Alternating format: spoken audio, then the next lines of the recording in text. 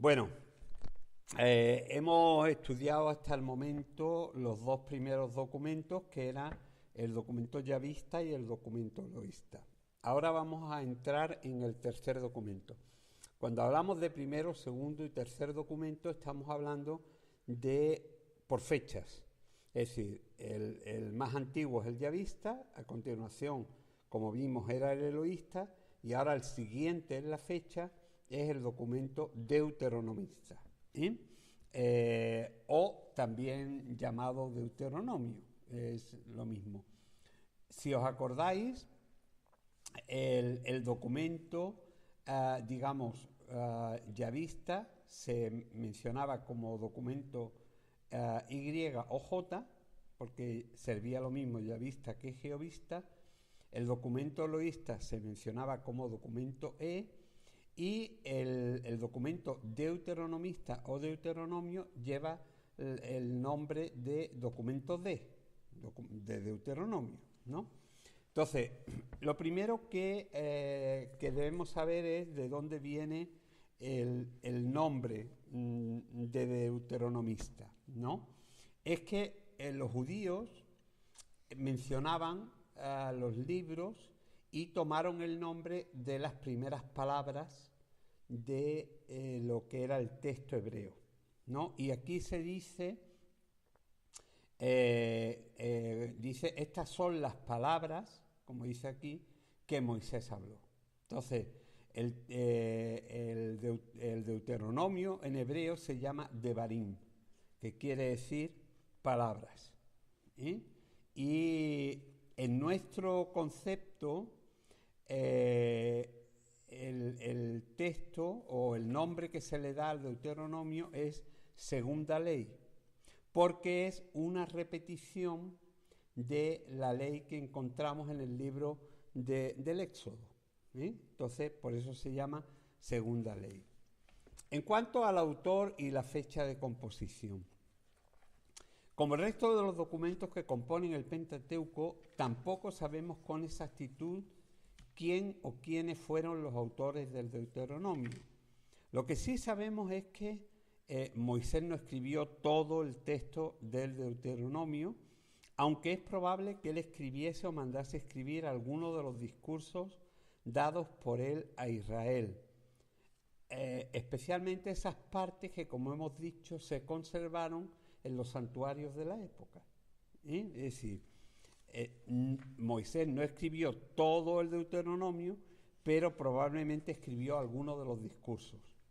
Y entonces esos discursos se conservaron en los santuarios del Reino del Norte, y más concretamente en Siquem.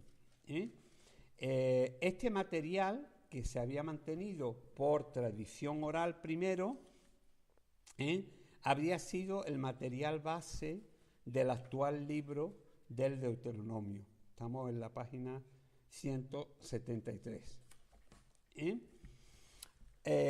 Las razones que demuestran que Moisés no pudo ser el autor de todo el Deuteronomio las vamos a apuntar. La primera de ellas es que el libro del Deuteronomio narra la muerte, la sepultura y la sucesión de Moisés, lo cual indica que él no pudo escribir esa parte. O sea, tú no puedes escribir cuando tú te mueres, ni cuando te entierran, ni cómo se producen las cosas, ¿no? La segunda razón que ya se ha apuntado y desde hace mucho tiempo se sigue apuntando es que Moisés, si Moisés hubiera escrito el libro del Deuteronomio, en lugar de decir, como dice a lo largo de todo el libro, y Moisés dijo, y Moisés llamó, y Moisés mandó, y Moisés apartó, hubiera dicho, mandé, expliqué, dije. Es decir, no es lógico que un escritor escriba en tercera persona. No es lógico. ¿Qué supone todo esto?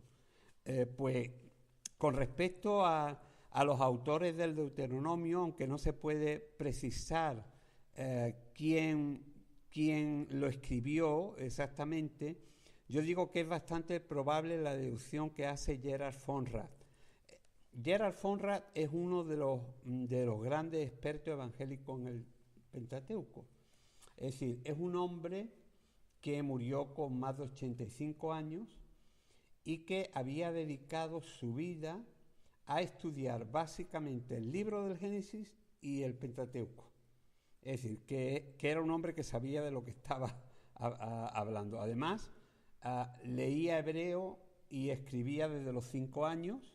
Era una persona, digamos, tremendamente culta, y para comprender bien la cultura de Israel se mudó a vivir a Palestina. Es decir, que estamos hablando de un verdadero experto.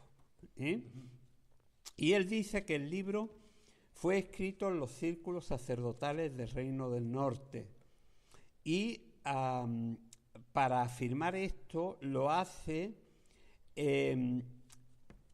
haciendo un análisis de los textos que hablan de los sacerdotes levitas como depositarios de la ley y del libro, dando una enorme importancia a los sacerdotes como salvaguardas de la verdad entregada a Israel por Moisés. Con respecto a la fecha de composición, es interesante notar que lo que ya hemos visto en el documento Yavista y Eloísta sobre los filisteos, aquí en Deuteronomio también se vuelve a mencionar a los filisteos. Es decir, que sabemos que si los filisteos aparecen en el siglo XII antes de Cristo en Palestina, es imposible que el libro fuese escrito en el tiempo de Moisés, porque no existían los filisteos.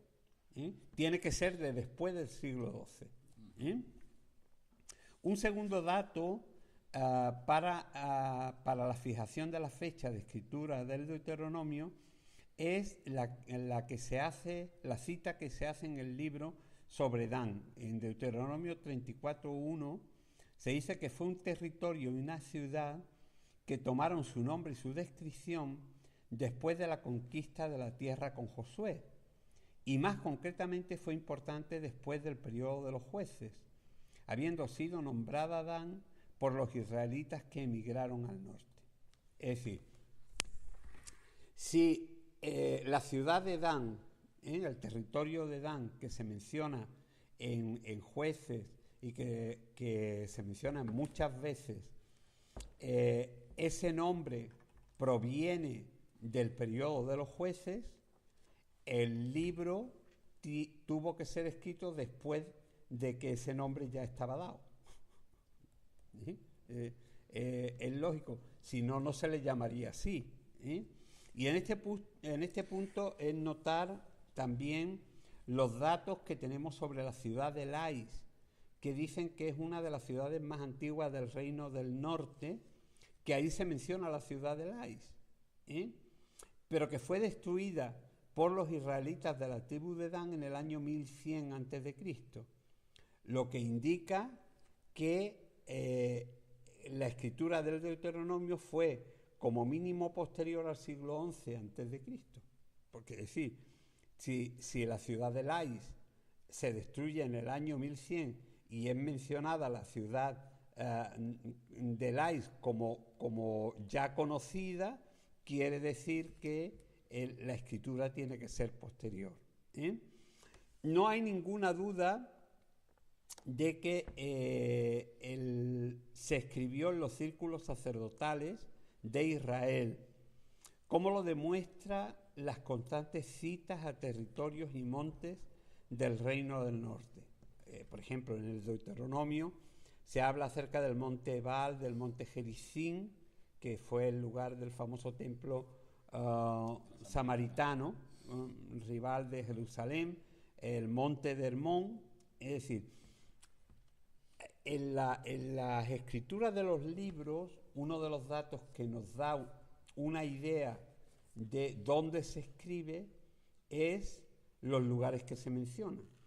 Pues lógicamente, si te están hablando de Jerusalén, de esto, de lo otro, pues tú sabes que eso está escrito en Judá. Pero si te están hablando acerca de lugares del Reino del Norte, de alrededor de Samaria, pues tú sabes que ese escritor está hablando acerca de lo que es esa región, la región del Reino de Israel. Porque recordad que el reino, o sea, Israel se dividió en dos partes, el Reino del Norte y el Reino del Sur. El Reino del Sur tenía como capital Jerusalén y estaba dentro de lo que era la tribu de Judá, y el Reino del Norte tenía como capital Samaria y, digamos, estaba dentro de lo que se llamaba el Estado de Israel. Entonces, nos damos cuenta que el documento de Deuteronomista tiene el decálogo que repite en el libro de Deuteronomio todo el pasaje de Éxodo 20. Pues bien, si el decálogo fue escrito por el redactor eloísta en el siglo VIII antes de Cristo y copia prácticamente el decálogo tal como está escrito en Éxodo, el texto del Deuteronomio tiene que ser posterior a eso. Es decir, si en el siglo VIII se escribe el documento eloísta, que es donde se recoge el decálogo de Éxodo 20, y nosotros encontramos en Deuteronomio la copia exacta de Éxodo 20, quiere decir que esto tuvo que escribirse después del siglo VIII. La diferencia en la entrega del pacto, que algunos consideran insignificante, pero que tiene su importancia, es que en Éxodo el decálogo es entregado en el monte Sinaí, mientras que en Deuteronomio es Horeb el escenario de la entrega de la ley. Pero este dato, lejos de ser insignificante, es nuevamente un indicio de que el libro fue escrito en el Reino del Norte, ya que desde el tiempo antiguo, pero más concretamente desde el tiempo de Elías, el profeta del Reino del Norte, Horeb era el lugar de encuentro con Dios. Claro, es decir, donde Dios le habló. Entonces, si nos damos cuenta, todas las cosas van cuadrando para tener razones del por qué darnos cuenta de la composición del Pentateuco. Es decir, estas investigaciones... Y las citas que son contemporáneas de aquel tiempo. Claro, contemporáneas. Claro. Estás leyendo Primera de Reyes, Segunda de Reyes, te estás dando cuenta que estás leyendo lo mismo. Claro, pero nos tenemos que dar cuenta que, es decir, Elías, que es un profeta que pertenece prácticamente, no es de los escritores, pero es un profeta que pertenece prácticamente al siglo VII. Entonces, claro, tú ya te das cuenta que si en esa época ya Horeb es el monte de Dios y en el texto de Deuteronomio se menciona que la ley se entrega en el monte Horeb, es decir, te está diciendo en qué fecha el monte Horeb era un monte importante. O sea, que todo eso cuadra. Luego, además, es importante notar que se habla de la exclusividad del santuario único. En Deuteronomio 12, 1 al 28, está dentro de lo que se llama el código deuteronómico. Y solamente cobra valor si se ve a la luz de la ciudad del Reino del Norte y su capital Samaria, y el refugio de los escapados de la deportación asiria a la ciudad de Jerusalén, que no solamente conservaba en aquel tiempo el valor de haber mantenido viva la fe en Jehová, sino que era en esa época el único templo autorizado para adorar a Jehová. Es decir, aquí en el libro de Deuteronomio se menciona, Dios dice, solamente a Jerusalén vendréis a adorar. Y entonces, ya ahí existían dos templos. Existía el del monte Gerizim en Samaria y existía el de Jerusalén. Pero Dios declara que el único templo válido era el de Jerusalén, que es lo que dice la samaritana. Vosotros decís que hay que ir a Jerusalén a adorar. Entonces, yo digo aquí que hay muchos más elementos de análisis sobre la fecha y lugar de composición del Deuteronomio. Estos son solamente algunos ejemplos, suficientes, pero solamente algunos ejemplos. Pero bástenos saber, como ya todos los expertos en el tema concuerdan, que la redacción del Deuteronomio original, el Deuteronomio original va desde el capítulo 5 al capítulo 26. Se realizó en el tiempo de la deportación a Asiria durante el reinado de Ezequías, en el año 721, es decir, después o dentro de lo que era el siglo VIII. Y parece que fue completado en varios periodos posteriores. Concretamente, tras la caída de Jerusalén en el 587, eso estamos hablando del siglo VI. Que fue ya cuando fueron también cautivos la parte exactamente, de Judá. La parte de Judá. Y más tarde, en el siglo V antes de Cristo, se completaría al unirse a los otros 4 libros del Pentateuco. Es decir, que si nos damos cuenta, el proceso de composición del Pentateuco fue un proceso que duró prácticamente desde el siglo VIII hasta el siglo V.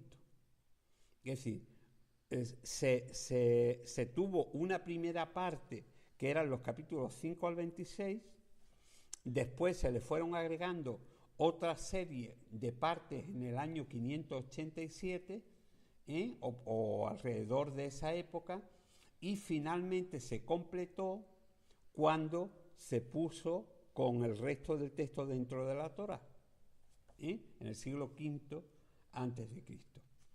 Vamos a alguna pregunta hasta aquí. Lo llevamos claro.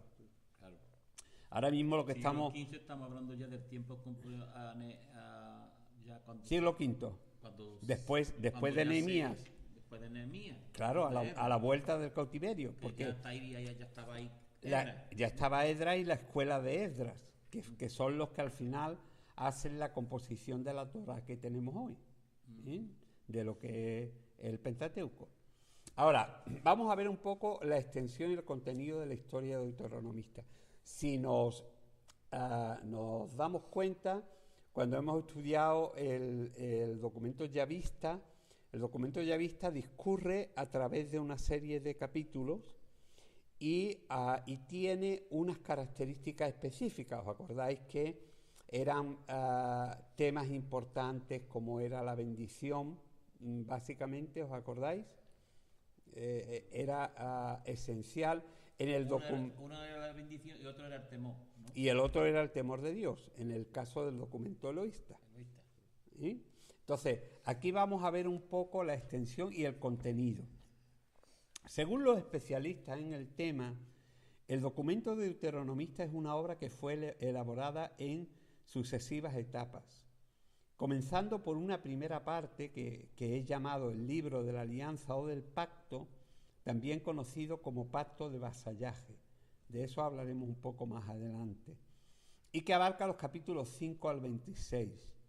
Y una serie de revisiones posteriores en las que se fueron agregando al resto de los capítulos, terminando con la sucesión de Moisés y la continuidad del sacerdocio. Porque el Deuteronomio tenía un interés muy claro en que tenemos que tener en cuenta que estamos hablando del siglo V antes de Cristo, en el que el sacerdocio se vuelve a recuperar en todo lo que es la zona de Jerusalén y en Judea. Y entonces hay un interés muy claro en indicar que hay una continuidad entre Moisés y el sacerdocio.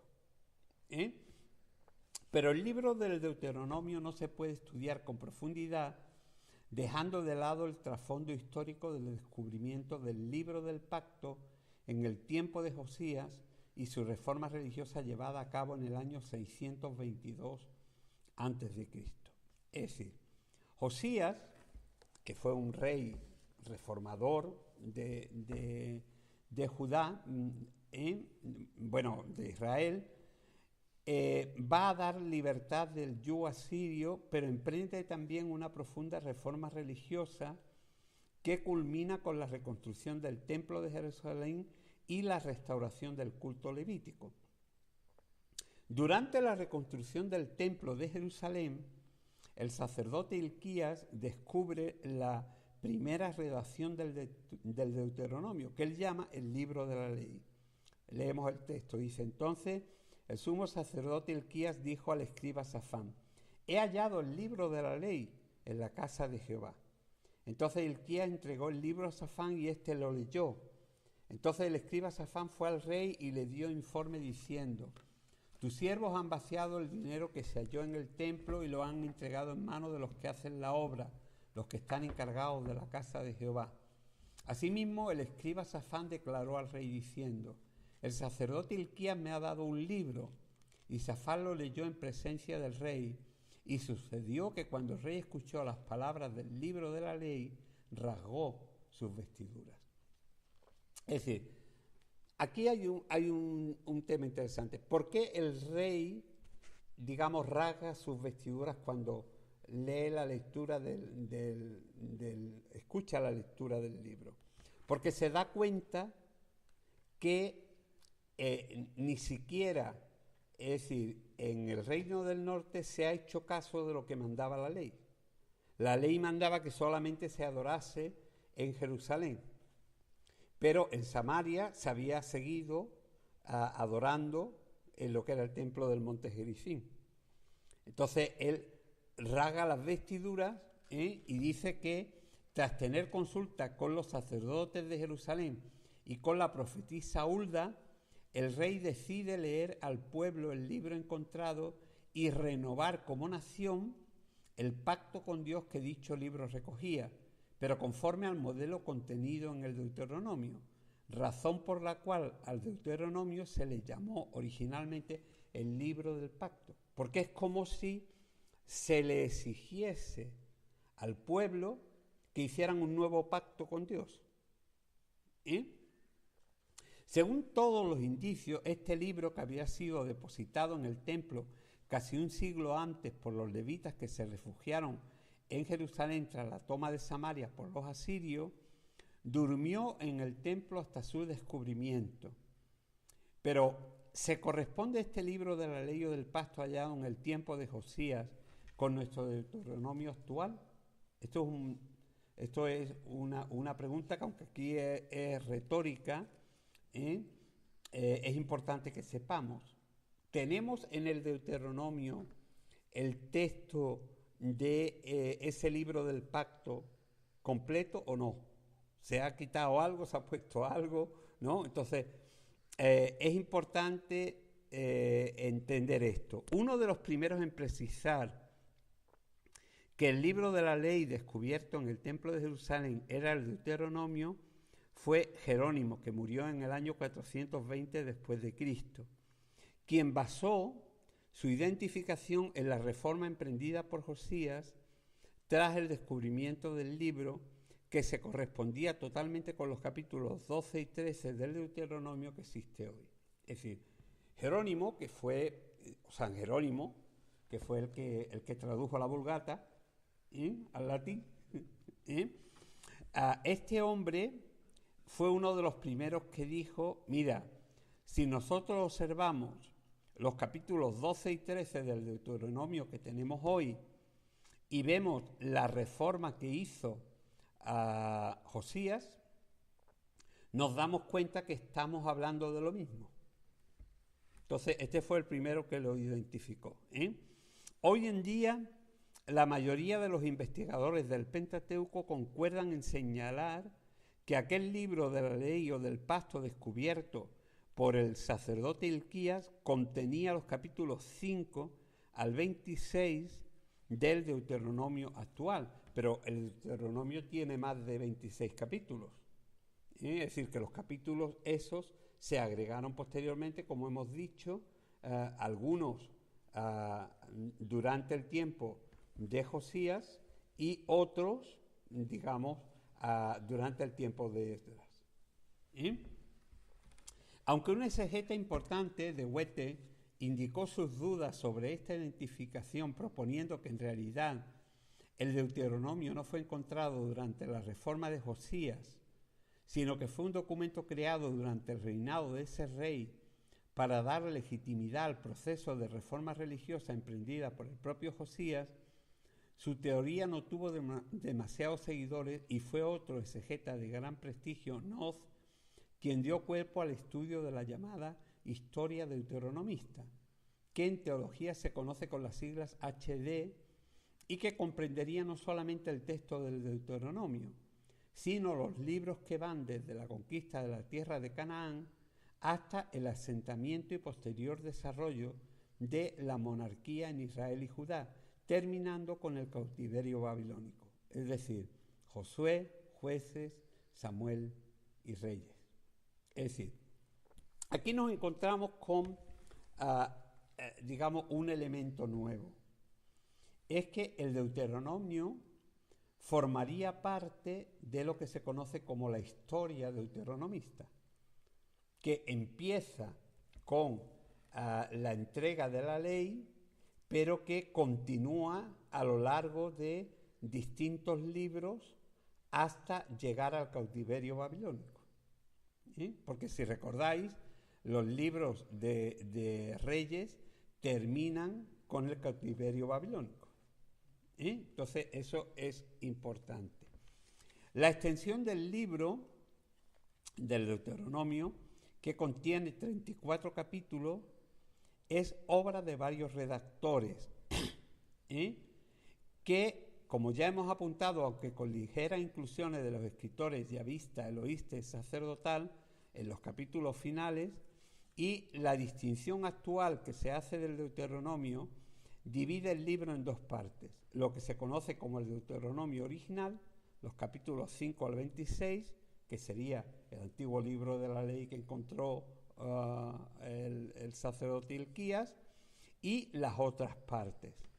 En cuanto al contenido, para entenderlo mejor, tenemos que empezar por entender lo que era ese libro del pacto. El Deuteronomio es un libro de pactos. Para que nos demos cuenta el valor que el concepto pacto o alianza cobra en este libro, debemos notar que el término bris, pacto, aparece en todo el Deuteronomio, es decir, en 34 capítulos en 27 ocasiones. Y de ellas, en los 21 capítulos originales del Deuteronomio, el término se encuentra en 11 ocasiones. Las definiciones del término bris, pacto, según el diccionario Strong de hebreo, son las siguientes: pacto, alianza o tratado de un hombre con otro; constitución o ordenanza de un monarca a sus súbditos; acuerdo o compromiso de un hombre a otro; alianza por amistad entre Dios y el hombre; y pacto, ordenanza divina con signos de tratado. Todas estas definiciones apoyan los descubrimientos llevados a cabo sobre el Deuteronomio y que demuestran que la estructura literaria del mismo es lo que se llama un tratado de vasallaje. Y ahora vamos a entender un poco lo que se entiende eso de vasallaje. Por largo tiempo el análisis de la estructura del Deuteronomio llevó a algunos estudiosos a situar la escritura del libro alrededor de los siglos XIV o XIII antes de Cristo. Si se tomaban como modelo los tratados de alianza o vasallaje hititas, o en el siglo VII si el modelo era el de los tratados asirios de vasallaje. Pero a través de los años se ha profundizado mucho en el estudio de estos tratados de vasallaje y el descubrimiento de tratados de alianza arameos del siglo VIII antes de Cristo ha venido a corroborar que Deuteronomio en su forma original fue escrito casi con toda seguridad en el siglo VIII, durante el tiempo poco antes de la caída del Reino del Norte en manos del rey asirio en el año 721 a.C. Para el análisis de lo que es un tratado de vasallaje y su comparación con la estructura del Deuteronomio, me remito al estudio sobre el Pentateuco de Jacques Brien, que me parece de lo más acertado sobre el particular. Un tratado de vasallaje, cuando hablamos de vasallaje, vasallaje viene de vasallo o súbditos. Entonces, el tratado de vasallaje era un compromiso, eran unas ordenanzas que se daban desde un rey hacia sus súbditos, ¿vale? Entonces, ¿cuáles eran las estructuras de un tratado de vasallaje? Primero, un preámbulo, en la cual se daba el nombre del soberano que concede el tratado y comienza con la fórmula, así habla fulanito, el gran rey de lo que sea. Luego, un prólogo histórico. El rey recuerda a su vasallo, al que generalmente se le llama servidor. Recordemos, Segunda de Reyes 16, donde Acaz habla de esta forma al rey de Asiria. Los acontecimientos que precedan la conclusión del pacto, en general. Insiste en las relaciones existentes anteriormente entre el soberano y su estado. Evoca sobre todo los beneficios recibidos por el vasallo. El tono de los tratados arameos y asirios es más fuerte que el de los tratados hititas. Se busca menos convencer que imponer. La ausencia del prólogo histórico en estos tratados es significativa. Luego, ¿cuál es el tercer punto? Las condiciones del tratado. Podemos distinguir en primer lugar una condición de base en la que el soberano recuerda la fidelidad y la lealtad que se le debe manifestar. Y por otro lado, las condiciones particulares referentes a cuestiones concretas, actitud que debe tomarse para con los fugitivos, relaciones entre los vasallos, problemas referentes a las fronteras, tributo anual, visita a la corte del soberano. Luego hay unas cláusulas específicas que se refieren a la conservación de los documentos, es decir, donde se van a guardar estos documentos, así como su lectura pública, cuyo ritmo puede variar, es decir, no siempre en todos los tratados se decía, y esto se va a conservar en tal templo, sino que no se dejaba claro dónde se iba a guardar. Y finalmente, pues estaba lo que se llamaba la cláusula de los dioses testigos. Los testigos de los tratados son evidentemente los dioses de los soberanos que se comprometen en el pacto, así como las fuerzas de la naturaleza divinizadas, las montañas, ríos, mares, nubes, cielo, tierra. Se dice en algunos de los tratados de vasallaje de la época, ¿no? Estamos junto al río tal y las montañas son testigos de lo que estamos haciendo. Era como un modelo, ¿no? Sí, era un modelo, es decir, eso era como una norma que había, sí, que se copiaba, pero se adaptaba a cada tratado que hacía un rey con sus súbditos. Entonces, estas divinidades, al ser invocados en el momento de sellar el pacto, son las que garantizaban el mismo. Si el vasallo era infiel, desencadenaría sobre él inevitablemente los peores castigos y las catástrofes. Y finalmente se daban unas maldiciones y unas bendiciones. Las primeras son mucho más amplias que la segunda, es decir, había más maldiciones que bendiciones. Y en algunos casos no existen las bendiciones, sino solamente las maldiciones. Tanto unas como otras dependen evidentemente del comportamiento del vasallo y son los dioses las que las envían. Eso es un modelo de un tratado de vasallaje. Ahora vamos a ver como un contrato, exactamente, que tiene unas cláusulas. Tiene unas cláusulas, se escribe como diga esto, ¿no? Exactamente. Las cartas que mira, yo de esta manera te escribo. Exactamente. Entonces, con un estribillo. Ahora vamos a compararlo con el Deuteronomio para que nos demos cuenta que el Deuteronomio está basado en un tratado de vasallaje, ¿no? Entonces, no existe un preámbulo en el sentido estricto del término, aunque algunos autores pretenden encontrarlo en el 5.6, porque si recordáis aquí se decía quién era el que hacía el tratado, ¿no? Entonces dice, en el 5.6 dice, yo soy el Señor tu Dios que te hizo salir de la tierra de Egipto. Esto, es decir, si el libro primero o la primera escritura de este tratado empezó en el capítulo 5, pues es comprensible que sea ahí el inicio del tratado del vasallaje. La función del prólogo histórico la cumplen los discursos de Deuteronomio 1 al 11, que recuerdan el acontecimiento de Horeb, la estancia en el desierto, así como la conquista de Transjordania, y constituyen al mismo tiempo una exhortación a permanecer fieles a Dios que guió al pueblo en sus primeros años de existencia.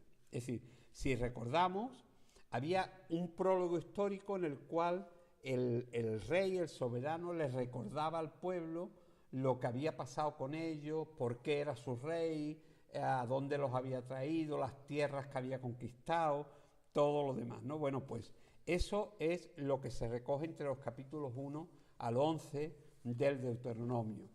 Lo tercero son las condiciones y el código Deuteronomio que va desde el capítulo 12, estamos en la página 182.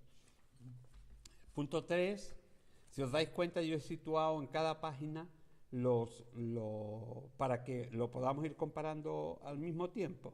Entonces, las condiciones se encuentran naturalmente en lo que se llama el código deuteronómico. El código deuteronómico empieza en el capítulo 12 y termina en el capítulo 26, versículo 15. Entonces, ahí se dan todas las condiciones, y es que el rey va pidiéndole continuamente al pueblo, en el libro del Deuteronomio, fidelidad y lealtad. Y le exige y les da también normas acerca de cómo tratar a los fugitivos, de cómo, es decir, le da una serie de normas. Y después de eso vienen las cláusulas específicas que se encuentran en Deuteronomio en el capítulo 31. Esto fue agregado después, si os acordáis, porque tendríamos desde el 5 hasta el 26 al principio y después esto sería de las últimas partes que fue agregada al Deuteronomio, donde los levitas reciben la ley por escrito. Y esta ley deberá ser leída cada 7 años durante la fiesta de las semanas, cuando todo Israel se reúne con ocasión de una de las grandes fiestas anuales. Es decir, aquí la cláusula específica, que si os dais cuenta aquí se refería a la conservación de los documentos, aquí lo que se dice es, los levitas son los depositarios de estos documentos y para que no se os olvide, cada 7 años hay que leerlo de una manera solemne en la fiesta de las semanas, que era una fiesta que hacían los judíos cada 7 años. Es decir, por eso se llamaba de la semana, porque se hacía cada 7 años, una semana de años. ¿Vale? En el tercer caso, el testigo es un texto, que es el libro de la ley, y dice, si os dais cuenta aquí, los dioses eran los testigos, pero Israel no cree en dioses. Entonces, ¿qué es lo que sirve de testigo? El propio texto, el libro de la ley, que ha sido confiado a los levitas y que servirá de testigo contra los israelitas si son infieles. En Deuteronomio se dice, y esto que está escrito servirá de testimonio entre tú y yo, es decir, entre Dios y el pueblo, o entre el rey y los vasallos, es decir, lo cual nos da idea. Y en Deuteronomio 31:19 se dice que un determinado cántico servirá igualmente de testigo. Es decir, parece que se creó una especie de cántico especial que había digamos, cantar en ese día como recordatorio de que se estaba obedeciendo a Dios. Y luego en Josué 24:27, a todo eso se le añade como testigo una piedra. Es decir, pero si nos damos cuenta, el libro del Deuteronomio o la historia deuteronomista sigue paso por paso lo que era la forma de esos tratados de vasallaje antiguos.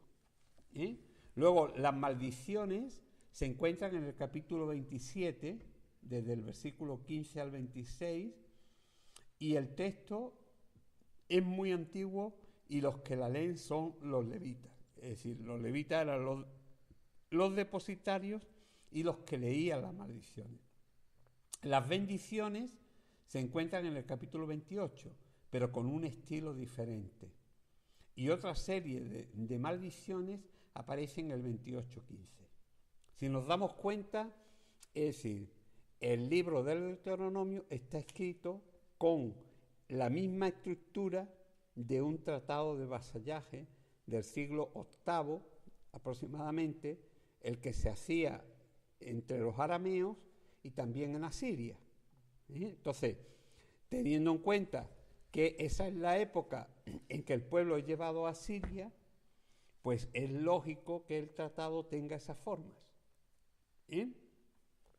Aparte de comprobar la estructura del Deuteronomio y que es muy similar a la de los tratados de vasallaje arameo de los siglos VIII y VII antes de Cristo, para tener una idea más o menos completa del contenido del libro, observamos que está planteado de la siguiente manera. Una introducción que presenta el escenario histórico del libro. Esto está en los capítulos 1 hasta el 5. Es decir, eso fue agregado posteriormente y que, digamos, va narrando cómo el pueblo empieza a tomar lugar en la tierra y todo lo demás.